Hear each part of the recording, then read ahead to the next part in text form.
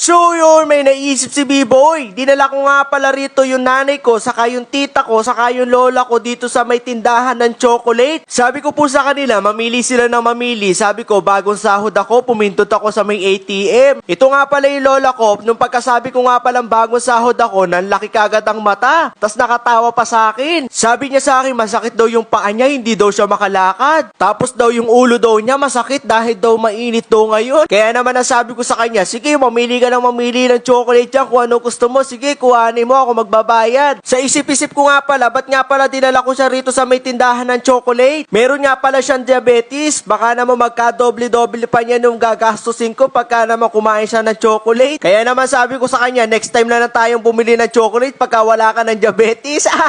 Kamumura nga lang pala ng mga chocolate dito, kaya naman pumunta na rin kayo dito. Malapit na siya sa may Super 8 ng palengke ng Baliwag. Almond, 950. Meatloaf, 488 lang. Saka kaping puro, 65 lang yung maliit. Dole tuna red, 498 lang. Kulay green, 488. Nescafe Gold, 458 lang. Ferrero, 338. Kaya ano pang hinihintay nyo? Baka maubusan pa kayo ng mga sale. Pagkasahoy nyo, pumunta na kayo dito. Mabalik na nga pala kay Lola. Abay loko, tabi ng tabi sa akin. Tinatanong sa akin kung magkano raw yung sinahod ko. Ako naman, hindi ko naman sa kanya pinapahalata na lumalayo akong konti sa kanya. Kaya hanggat malakas ka, kung meron kang itutulong, huwag mo sasayangin ang panahon. Tumulong ka. Huwag ka magiging pabigat sa inyong barangay. Uy, bakit barangay na yun? Ang dami nun. Pamilya muna, wag muna barangay. Ang dami nun eh.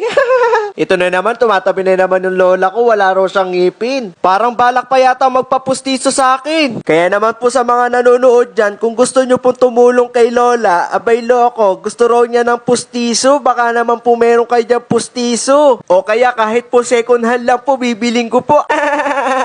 Sabi nila sa akin, yari na raw silang mamili at magbabayad na raw ako. Sabi ko naman sa kanila, it's a prank. Hindi pa ako sumasahod.